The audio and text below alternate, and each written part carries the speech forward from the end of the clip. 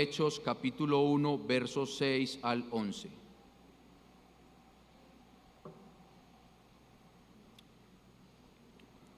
Dice así la palabra de nuestro Señor. Entonces los que se habían reunido le preguntaron diciendo: Señor, ¿restaurarás el reino a Israel en este tiempo? Y él les dijo: no os toca a vosotros saber los tiempos o las sazones que el Padre puso en su sola potestad, pero recibiréis poder cuando haya venido sobre vosotros el Espíritu Santo, y me seréis testigos en Jerusalén, en toda Judea, en Samaria y hasta lo último de la tierra. Y habiendo dicho estas cosas, viéndolo ellos, fue alzado y le recibió una nube que le ocultó de sus ojos. Y estando ellos con los ojos puestos en el cielo, entre tanto que él se iba, he aquí se pusieron junto a ellos dos varones con vestiduras blancas, los cuales también les dijeron: varones Galileos, ¿por qué estáis mirando al cielo? Este mismo Jesús, que ha sido tomado de vosotros al cielo, así vendrá como le habéis visto ir al cielo. Ese es el texto que nos corresponde estudiar en esta mañana. Y continuamos con la exposición del libro de los Hechos de los Apóstoles, la cual hemos titulado como serie El avance imparable de la nueva humanidad, o de una nueva humanidad. Y este título o esta serie lo que hace es describir cómo la iglesia del Señor Jesucristo comienza en Jerusalén y se extiende al fin del mundo, a todo el mundo. Hemos mencionado que el autor es Lucas, un médico de profesión, un fiel compañero del apóstol Pablo, que estuvo con él en su segundo y su tercer viaje misionero. Y vemos que este hombre dedicó sus virtudes, dedicó sus capacidades, su aptitud y actitud al servicio y el avance del reino. Veíamos que el escrito del Evangelio de Lucas y el libro de los Hechos se puede comparar como una obra magistral, humanamente hablando, pero para la iglesia, además de ser una obra magistral, es una obra solemne porque es inspirada por el Santo Espíritu.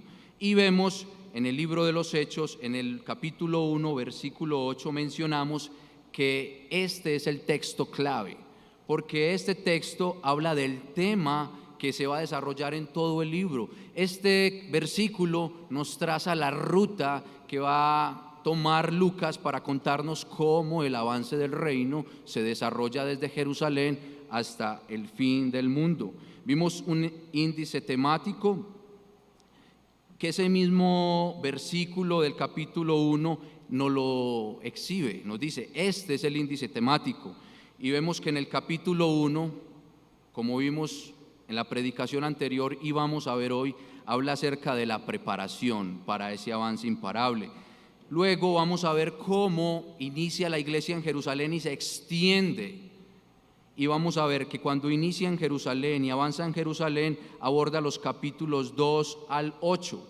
Luego de allí se va a extender a Judea y Samaria, y Lucas va a abordar en esta sección capítulos 8 al 11, versículo 18, y luego desde allí, desde Judea y Samaria hasta todo el mundo. Y es el final de los capítulos desde el 11 hasta el 28. ¿A quién le escribió Lucas?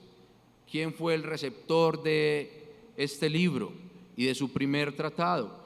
Un hombre llamado Teófilo. Decíamos que Teófilo significa amado por Dios o amigo de Dios.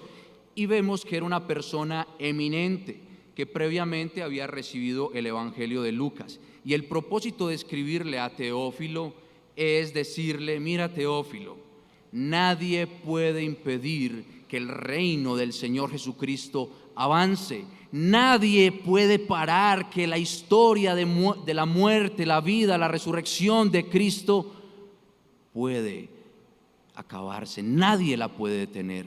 Y eso es lo que Lucas le está escribiendo al amado Teófilo. Al iniciar con el capítulo 1, los primeros versículos, vimos que Lucas continuaba con una historia, la historia del Señor Jesucristo, haciendo mención de la resurrección del Señor Jesucristo y diciendo que Él apareció durante 40 días a sus discípulos. Y vemos que en esos 40 días el Señor Jesucristo lo que hace es instruir a los apóstoles, hablándoles acerca de un tema muy grande, el reino de los cielos. Y eso es lo que el Señor Jesucristo se dedica en esos 40 días, hablar acerca del reino. Y les dice que esperen en Jerusalén, que esperen la promesa del Padre. Eso fue lo que vimos el domingo anterior. Así que el tema de nuestro capítulo y de nuestro texto sigue siendo el mismo.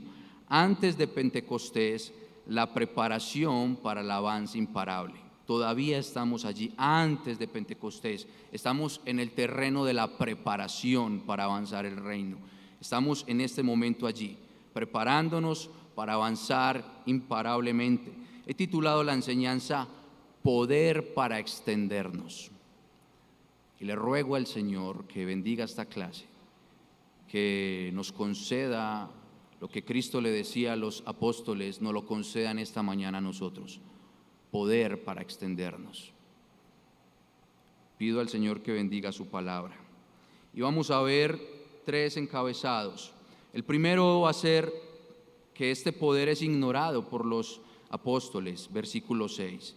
Luego el Señor Jesucristo aclara ese poder, versículos 7 y 8, y es poder clarificado, nuestro segundo punto. Y vamos a ver cómo el Señor Jesucristo de alguna manera les demuestra qué clase de poder va a venir sobre ellos a través de su ascensión, y es el poder demostrado, versículos 9 al 11. Iniciamos con el primer punto, poder ignorado. Versículo 6 dice: entonces los que se habían reunido le preguntaron diciendo: Señor, ¿restaurarás el reino a Israel en este tiempo? Recordemos, estamos en el día 40 de la resurrección del Señor Jesucristo. Es el último momento de reunión con sus apóstoles. Y dice Lucas que el Señor Jesucristo clausura su último encuentro con un mandato final, y es esperar la promesa del Padre, el poder de lo alto para cumplir esa gran comisión. Pues así como el primer Adán necesitaba una ayuda idónea para extenderse y llenar la tierra, la nueva humanidad necesitaba el poder de lo alto para llenar la tierra que el primer Adán llenó, pero ahora llenarla del evangelio de nuestro Señor Jesucristo. Pero como vemos, ellos aún no dimensionan lo que engendraría ese poder que vendría de lo alto, y es por eso que los 11 coinciden en la misma pregunta y le dicen: Señor, Curios, soberano que tienes el gobierno absoluto, ¿restaurarás el reino a Israel en este tiempo? Es como si dijeran: Señor soberano, tú nos has hablado durante estos días que has resucitado acerca del reino. Nos has hablado eso luego de tu resurrección, pero 3 años atrás que hemos caminado contigo, también nos hablaste acerca de tu reino. Y todo lo que nos estás diciendo en este momento parece que fuese una despedida. Pero antes de tu partida, antes de tu despedida, deseamos indagar sobre algo importante para nosotros. Quizás en los pocos días que debemos esperar la promesa del Espíritu Santo, ¿vas a restaurar el reino de Israel? ¿Es este el momento para restaurar el reino? Y tenemos que ser justos con los apóstoles que ignoran el poder que va a venir sobre ellos. Y antes de avanzar con la claridad que le da el Señor Jesucristo, debemos reconocer que los apóstoles han comprendido algo. Ellos vienen en una etapa de crecimiento durante todo el proceso que han estado con Cristo. Han pasado de ser neófitos a ser niños, a ser jóvenes, y ahorita están creciendo más y ya son hombres que están a los pies del Señor Jesucristo. Y ellos han comprendido que ningún poder humano puede restaurar un reino, solamente Jesús, que es Dios soberano.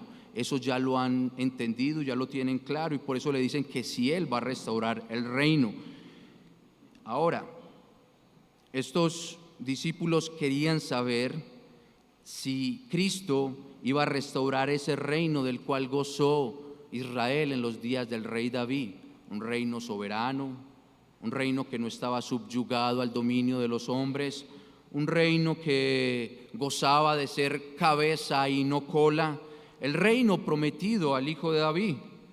Así que consideremos algo más de estos apóstoles, y es que la pregunta de ellos es válida, porque durante el ministerio terrenal del Señor Jesús, Él les prohibió decir algo. Él les prohibía decir que Él era el Cristo. Él les prohibía hablar acerca de los grandes prodigios que Él estaba realizando, y no solamente a ellos, sino también a algunos de los que eran beneficiados de los milagros del Señor Jesucristo, porque estas noticias y estas verdades iba a llevar al pueblo judío a ver a Cristo como un gran líder político que lo iba a desviar de la cruz. Así que ellos consideraban, bueno, ya podemos hablar del Señor Jesucristo, ya podemos hablar de Él. Esa era la lógica a la cual llegaban los apóstoles. Ya ha resucitado, ya podemos hablar del Mesías.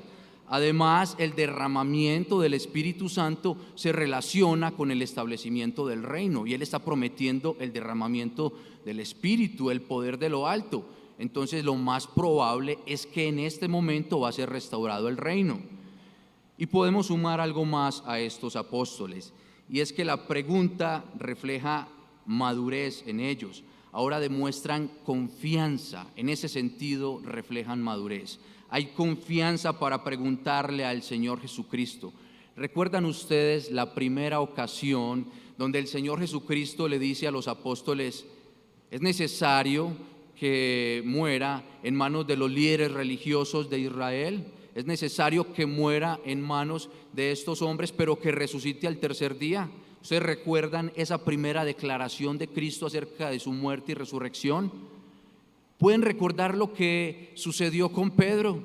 Señor, que eso no te acontezca, que tal cosa no te pase, Señor. Y el Señor le dice: apártate, Satanás, porque es que estás poniendo la mira en las cosas de este mundo y no en las de los cielos. Eso sucedió. Así que en la primera declaración ellos comprobaron que no entendían bien las declaraciones de Cristo y empezaron a tener temor acerca de el regaño que hizo Cristo a Pedro. Más adelante en la transfiguración vemos que Él está con el mismo Pedro, con Jacobo y con Juan, y está también con Moisés y con Elías.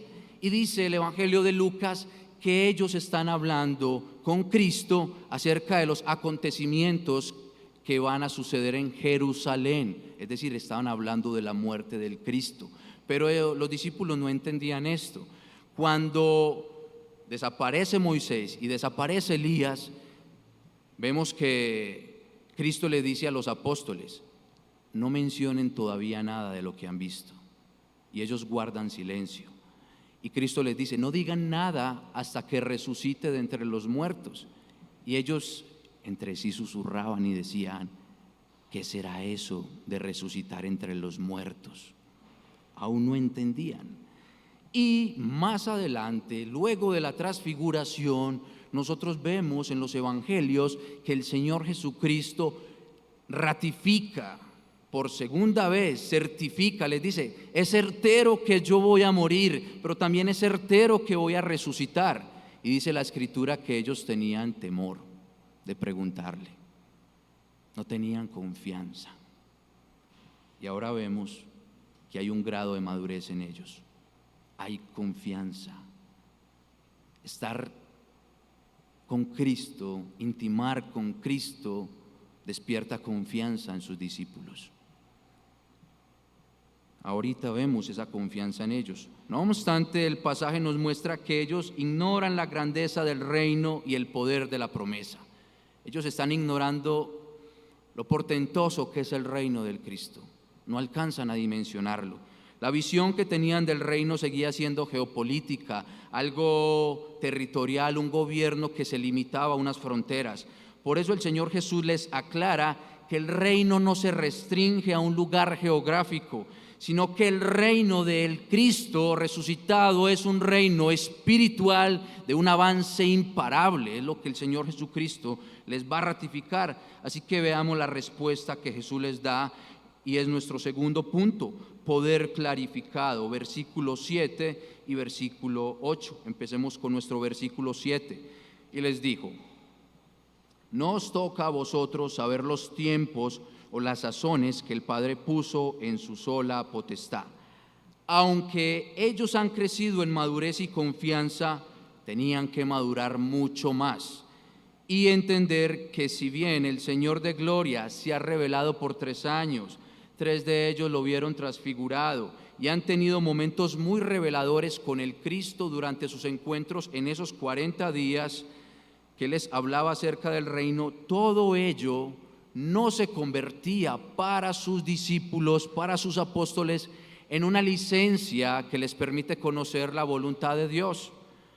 Así que debe quedar claro que el poder soberano de Dios es de Dios, y no le concierne a los apóstoles conocer este poder soberano en plenitud. Y por eso nuestro amado Señor hábilmente, sorprendente como Cristo responde. Que Cristo nos diera esa sabiduría para responder siempre, hermanos. Tendríamos menos inconvenientes. Mire esa respuesta tan hábil del Señor Jesucristo. Él les dice que el Padre es quien gobierna los tiempos y los acontecimientos importantes. No son asuntos de ustedes, no son cosas que ustedes tienen que saber, porque las cosas secretas pertenecen a Dios. El futuro es de jurisdicción divina, hace parte de la potestad del Padre. Qué sabiduría la de Cristo. Cristo es excelso, hermanos. Cristo es sublime. ¿Pueden notar esa respuesta de Cristo tan puntual, al mismo tiempo acompañada de amor hacia sus discípulos?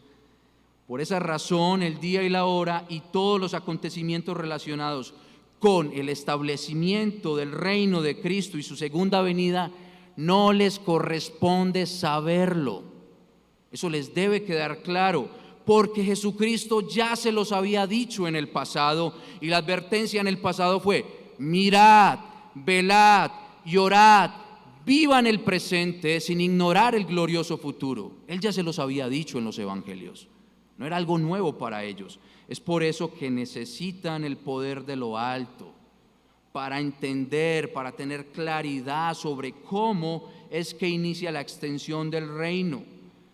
Y esta porción de la Escritura se convierte en una gran lección para el cristianismo de nuestros días, que toman la Biblia como los incautos que toman el horóscopo y buscan en la Biblia tratando de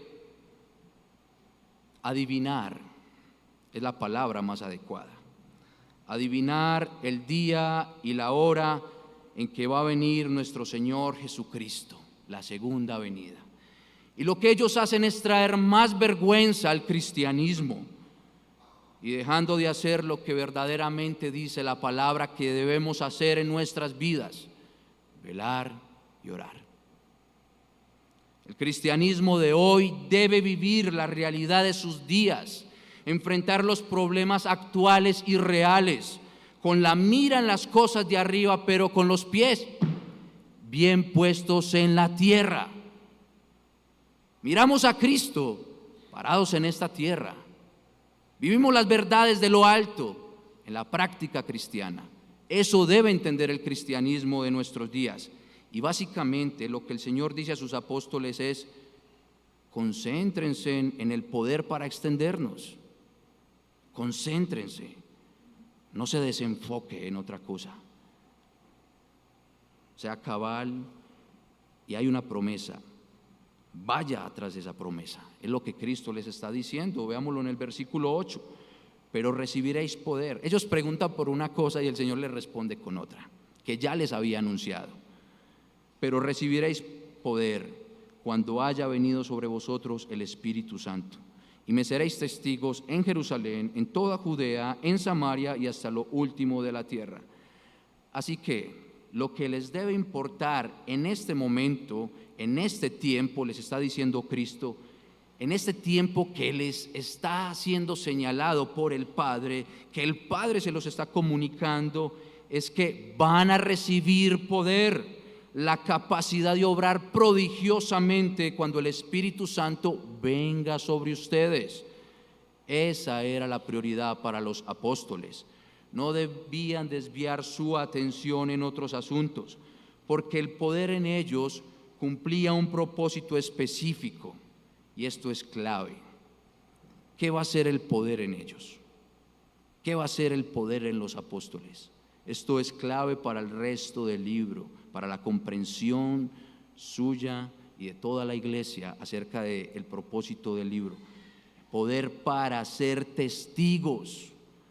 ¿Testigos de qué? De la vida del Señor Jesucristo, de la enseñanza del Señor Jesucristo, de la resurrección del Señor Jesucristo, de esa muerte que precedió esa resurrección, aún de la comprensión de las verdades del Cristo. Ellos deben ser testigos de estas verdades. Es por eso que el apóstol Juan, en su primera epístola, en los primeros versículos del capítulo 1, dice: lo que hemos visto, lo que hemos oído, lo que hemos contemplado, lo que han palpado nuestras manos, eso es lo que le comunicamos a la iglesia, porque la vida se nos ha manifestado y de eso hablamos.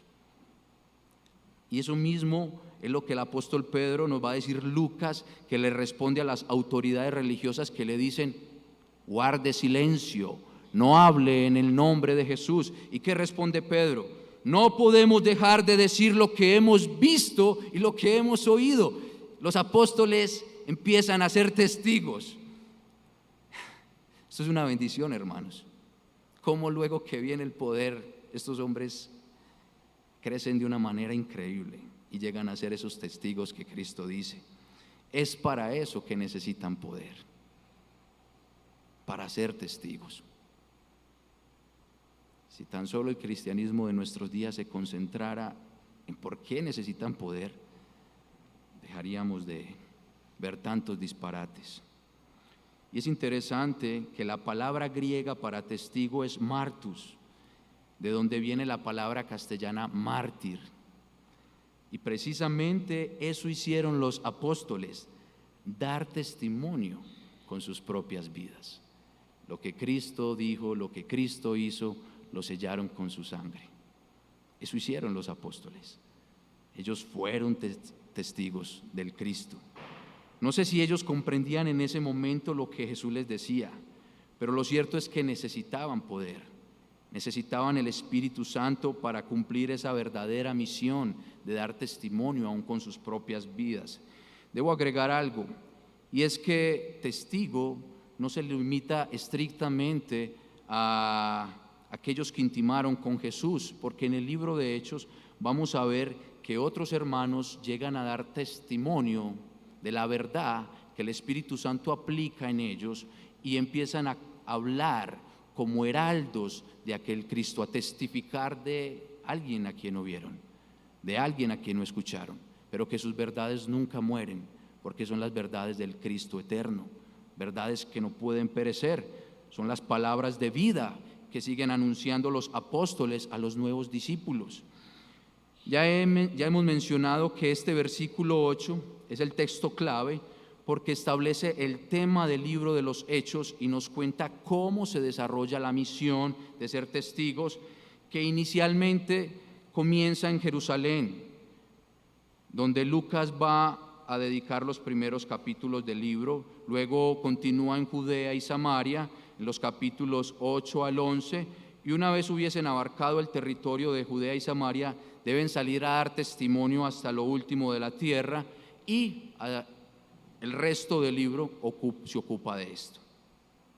Pero surge la pregunta: ¿por qué primero Jerusalén? Cuando Cristo se transfigura, lo hace en un lugar muy hermoso para hacer una demostración o presentación de su gloria futura. Y uno dice, bueno, ¿y por qué no iniciar allí, que era un lugar más bonito, más agradable para iniciar una misión? ¿Por qué primero Jerusalén? Bueno, pues Jerusalén era el centro religioso del pueblo judío y en el tiempo de los reyes era el centro de la monarquía judía. Allí fue donde el rey David fortaleció su reino y creció como el poderoso y el gran rey de Israel.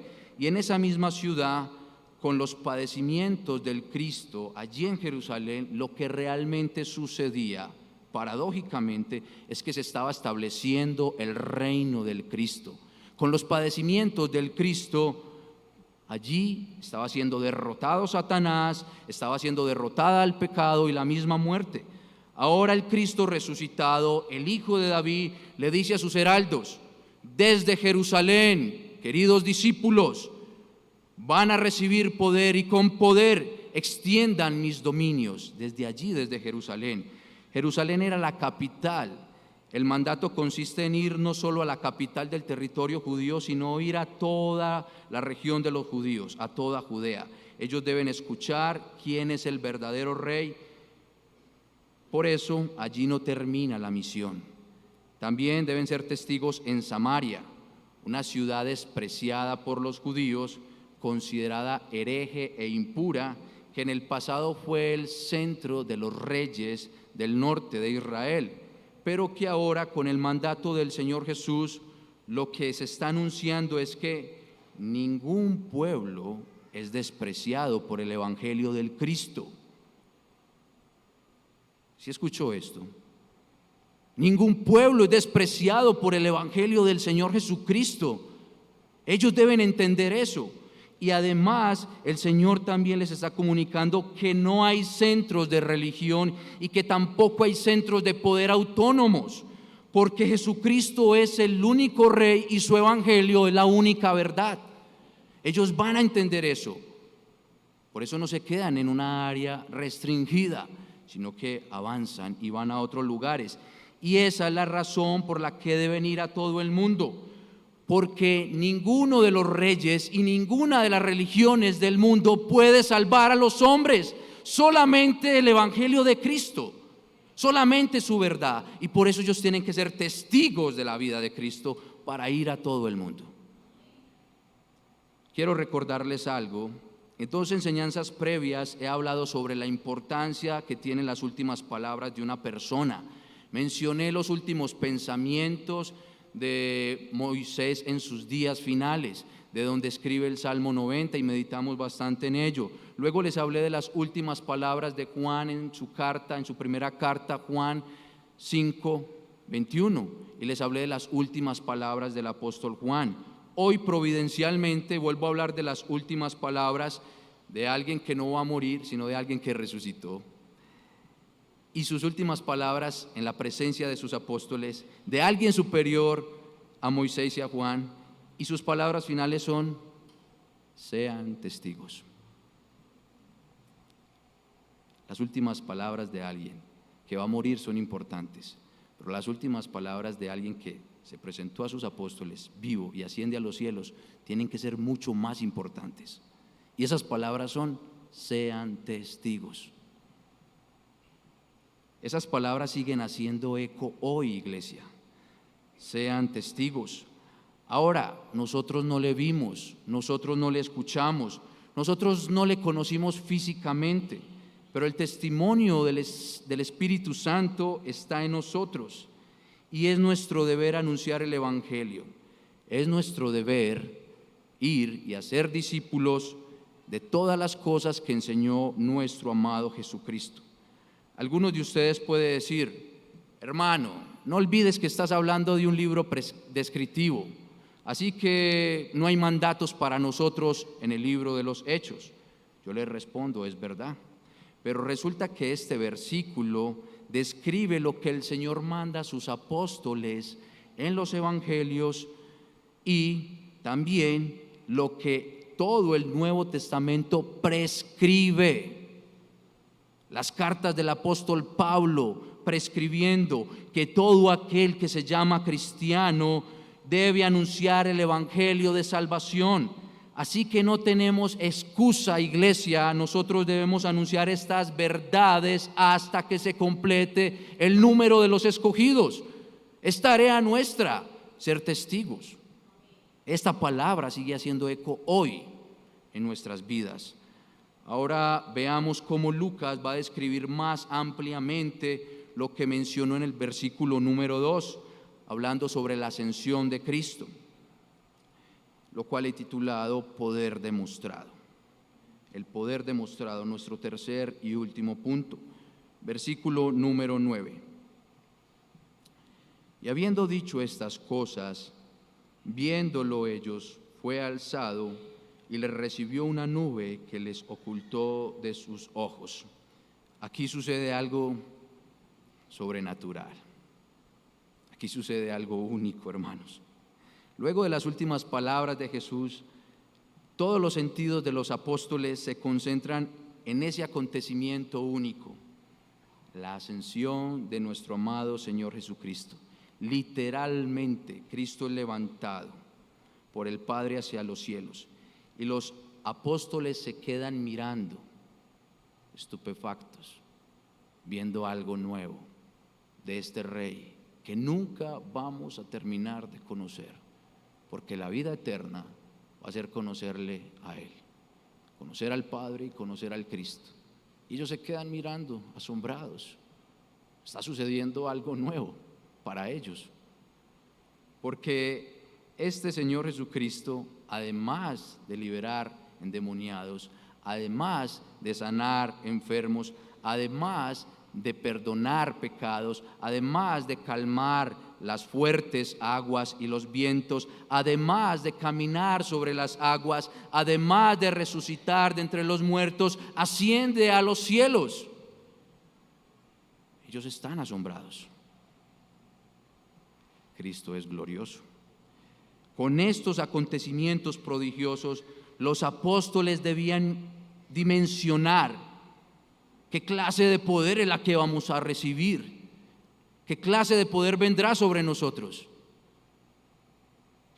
Tiene que ser algo muy grande.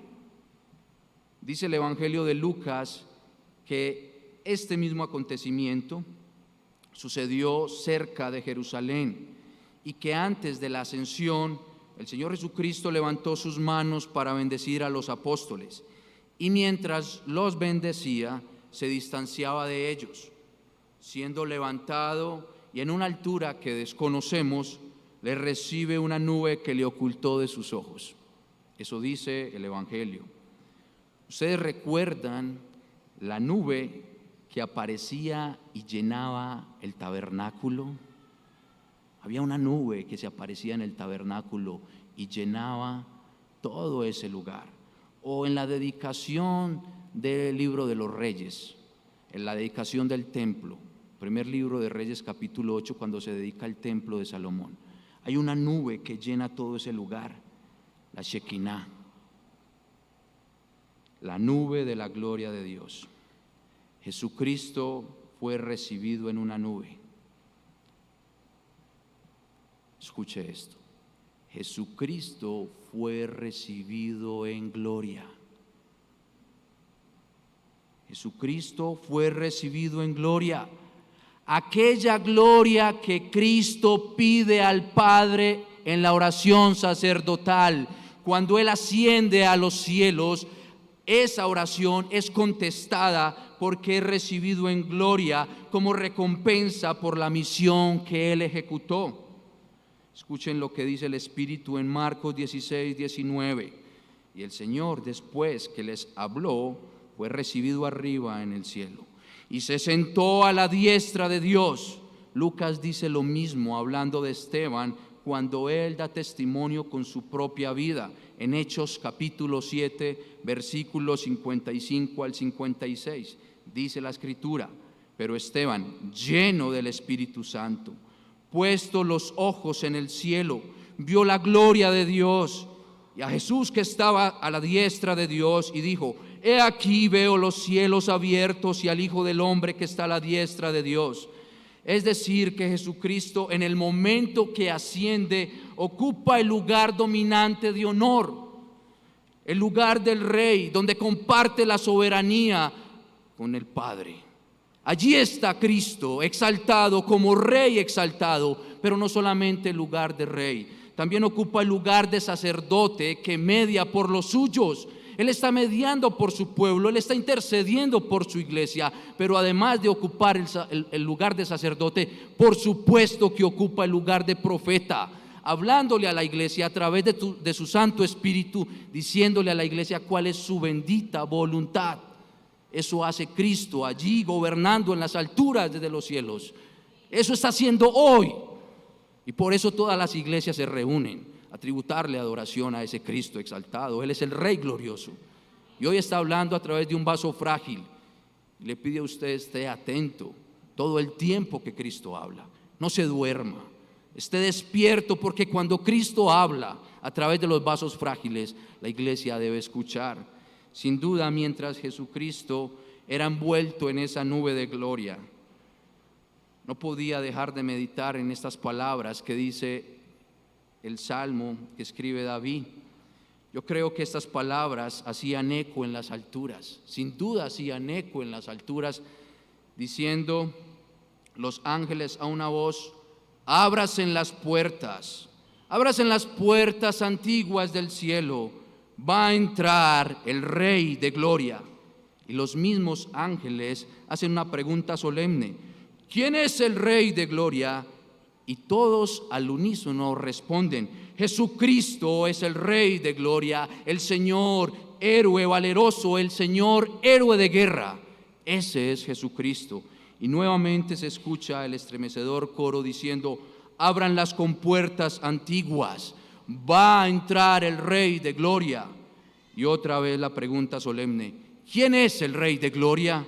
A lo cual responden con mayor potencia: Jesucristo, el Señor de los ejércitos, Él es el Rey de la gloria. Ese es Cristo. Y mientras la exaltación de Cristo se llevaba a cabo, los discípulos seguían mirando al cielo. Mientras sucedían todas estas cosas en las alturas, ellos acá mirando, ignoraban toda la orquesta o fanfarria que allí en los cielos sucedía. Y esto nos sirve a nosotros, iglesia. Hay muchas cosas que pasan arriba en los cielos que usted y yo no sabemos, que usted y yo no escuchamos, pero lo cierto es que Él está allí gobernando, y eso es consolador para nosotros. Es suficiente para nosotros. Él no ha perdido el control de nada. Él tiene el gobierno absoluto de todo. Y eso nos da mucha esperanza, es vivificante para nosotros. Y mucho más vivificante es saber que Él volverá. Él vendrá. Es lo que sigue diciendo la Escritura, versículo 10 y 11. Y estando ellos con los ojos puestos en el cielo, entre tanto que Él se iba, he aquí se pusieron junto a ellos dos varones con vestiduras blancas, los cuales también les dijeron: varones galileos, ¿por qué estáis mirando al cielo? Este mismo Jesús que ha sido tomado de vosotros al cielo, así vendrá como le habéis visto ir al cielo. Cuando Jesús desaparece de la vista de los apóstoles, dos varones, dos ángeles, vestidos con vestiduras resplandecientes, se acercan a los apóstoles con una verdad esperanzadora. Y cuando habla de dos, también nos está diciendo que son testigos, que hablan una verdad. Y esta verdad es muy esperanzadora para ellos, diciéndole: Galileos, es inútil que sigan mirando, porque no están perdiendo a Jesús. No lo están perdiendo, pues ese mismo que ustedes han visto subir, Él mismo vendrá. Esto es muy esperanzador para la iglesia, muy esperanzador. Así que hay esperanza para obedecer y confiar en sus promesas. Y cuando Él regrese, establecerá su reino para siempre. Y cuando Él regrese, la muerte va a morir. Y cuando Él regrese, los enemigos de la iglesia van a ser destruidos. Y esperamos al Cristo glorioso, esperamos a este Cristo. De este pasaje, amada iglesia, usted y yo aprendemos muchas cosas. Una de ellas es que los apóstoles se desconcentraron por un momento de la meta. La meta era estar atentos a la promesa que el Señor les había trazado. Pero ellos se preocuparon por la restauración de Israel, y eso nos suele pasar a nosotros. Nos desconcentramos de la meta nuestra. La palabra del Señor nos ha trazado una meta a usted y a mí, y dice que es vuestra santificación. Y usted y yo nos preocupamos por los asuntos cotidianos, por los asuntos de este mundo, y nos desviamos de la santificación de nuestras vidas. Pero no solamente por ocuparnos de los asuntos de este mundo, también nos desviamos de la santificación mirando si el otro es santo o no es santo, que es mucho peor. Concentrémonos en lo que el Señor nos ha trazado, iglesia. Seamos santos para verle a Él. Nosotros hoy tenemos el Espíritu Santo y debemos de dar testimonio, primero con nuestras vidas, pero también debemos proclamar las verdades que hemos recibido por gracia. Imagínese por un momento si en este lugar, providencialmente, viniera una persona inconversa y resulta que esa persona inconversa es su jefe, o su empleado, o su vecino, o su compañero de estudio o de profesión, o un profesor, o un familiar muy cercano a usted, etcétera, cualquier otra persona, y le pidiéramos a esa persona X que lo describa a usted, que diga quién es usted, porque es una persona muy cercana a usted, que lo ha visto usted cómo actúa, que ha visto usted cómo habla. ¿Cuál sería el veredicto de esa persona inconversa al hablar sobre usted? ¿Qué diría esa persona? Bueno, puede decir: esa mujer es una excelente punto suspensivo, hablando de su personalidad, hablando de su carácter, hablando de cómo vive, de cómo se comporta. Es una persona excelente. O podría decir: dice que es cristiano, pero predica y no aplica. Eso es lo que dicen los inconversos muchas veces: predica pero no aplica. O podría decir nada, guardar silencio, que es mucho peor. No, pero es que no conozco nada de esa persona, ni siquiera sabía que era cristiano. Me vine a dar cuenta que era cristiano porque lo vi en esta iglesia. Eso sería muy devastador, hermanos. Amados, debemos de dar testimonio donde estemos. Debemos de ser testigos donde el Señor nos ponga. No le dé vergüenza anunciar el Evangelio. No le dé vergüenza decir que es un heraldo del Cristo. Anuncie las virtudes de aquel que ha transformado su vida. No le dé temor. Quiero decirle algo a los pastores, misioneros, predicadores, a mis queridos hermanos que amamos tanto, a aquellos que están estudiando teología. Son hermanos muy amados. En muchas ocasiones, los que estamos ocupados en los asuntos del reino, nos concentramos tanto en asuntos ministeriales y dejamos de testificar, dejamos de anunciar el Evangelio a los inconversos. ¿Y saben cuál es la tentación? Excusarnos en tanto trabajo ministerial. Es una perfecta excusa. Tanto trabajo ministerial, tanto estudio teológico, tantas responsabilidades académicas nos tienen saturados y no testificamos a personas que no conocen al Cristo. Hoy evoco las palabras del Cristo resucitado y les digo en el nombre del Señor Jesucristo: sean testigos. Seamos testigos del Cristo exaltado. No tengamos temor y no seamos más cobardes. Iglesia, ¿cómo titula la enseñanza? Usted lo tiene en un pastel que tiene en una hojita. ¿Cómo titula la enseñanza? Necesitamos poder para extendernos. Necesitamos ese poder para extendernos. Necesitamos más poder de lo alto. Necesitamos tener una mentalidad misionera, donde formemos a nuestros hijos, a nuestros jóvenes, para que le sirvan al Señor Jesucristo. Necesitamos poder para ofrendar.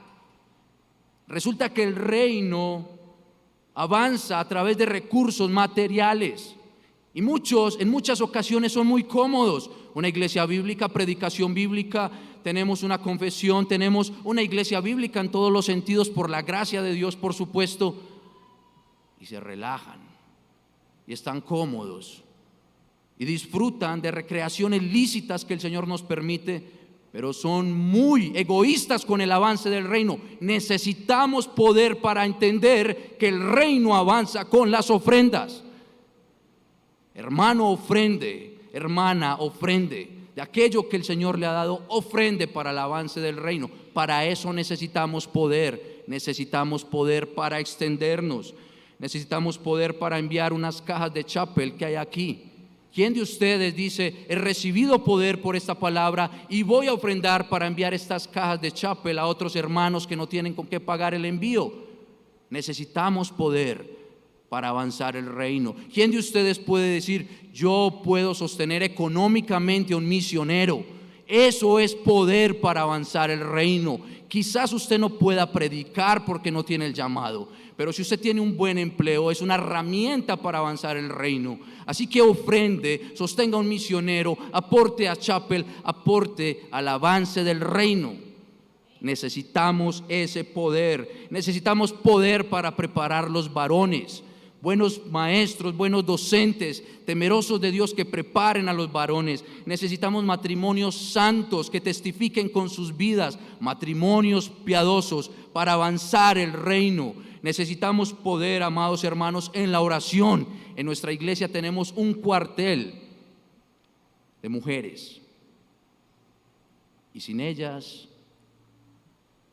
no avanzaríamos el reino como lo hemos avanzado. El Señor dispuso que la oración de estas santas siervas sea un medio para avanzar su reino. Tengo entendido que hace poco unos varones iniciaron en el instituto oración matutina. Perseveren, permanezcan. Qué pereza madrugar, dicen algunos. Es verdad, es más cómodo dormir hasta tarde, pero si puede acompañar al grupo de varones que está orando, únase a los varones. No dejemos un solo cuartel de mujeres intercediendo por el avance del reino. Necesitamos poder en la oración para avanzar el reino. El culto de oración es el culto menos numeroso. Vienen muy pocos hermanos.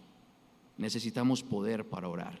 Es que llegamos tan cansados del trabajo, sí, pero si tiene la oportunidad de venir al culto de oración, venga y ore para avanzar el reino, hermano. Comprometa, si usted firmó un compromiso cuando se hizo miembro de esta iglesia, corrobórelo asistiendo al culto de oración. Los hermanos se esfuerzan tanto en preparar una enseñanza, tanto en dirigir la oración, y usted en su casa cómodo, relajado, mientras unos oran, usted está viendo televisión o haciendo cualquier otra cosa, pudiendo estar en medio de nosotros. Hermanos, es en serio que necesitamos poder para orar. Es una realidad en nuestra iglesia. La iglesia de nuestros días ora muy poco. Necesitamos poder para mortificar el pecado. Su pecado interrumpe el avance del reino. Necesitamos poder. Que Dios nos bendiga. Amada iglesia, estas verdades que hemos visto hoy deben ser aplicadas en nuestras vidas. Cristo regresará. Esto es esperanzador para nosotros. Si Cristo regresara hoy, yo quisiera recibir a Cristo con una vida en obediencia, en santidad. Así que viva cada día como si Cristo regresara. Amigo, ¿has escuchado que Cristo regresará? Arrepiéntete de tus pecados, porque aquellos que han creído en Él van a ser llevados a su gloria eterna. Pero aquellos que le han despreciado y han dado su espalda y no se apartan de sus pecados, van a ser destruidos por aquel Rey que gobierna desde los cielos. Vamos a orar. Señor de gloria y verdad, Te damos la alabanza en esta mañana. Tú que estás sentado a la diestra del Padre, hoy te adoramos, Cristo exaltado. Hay un himno precioso que tenemos en nuestra congregación que dice, Rey exaltado. Vamos a entonar ese himno, Padre, cada vez que lo entonemos, lo vamos a entonar con admiración, reconociendo que tú eres ese Rey exaltado, que gobiernas, que diriges. Queremos adorarte en todo lo que hacemos, Señor. Ten misericordia, ayúdanos a ser testigos y bendice, Padre bueno, a nuestra congregación, Señor amado. Bendice, oh Señor, a esta congregación con ese poder para extendernos. Nos estamos extendiendo, Señor, en el Carmen, en la Estrella, en Bello, y deseamos ese poder para extendernos en todos los lugares que tú has dispuesto, Señor. Deseamos ese poder, deseamos ser esos testigos que no tienen temor y que no tienen vergüenza, y deseamos ver cómo otros que vienen por primera vez o que han venido en muchas ocasiones, hoy se unen al cuerpo de testigos del Cristo. En su nombre oramos. Amén.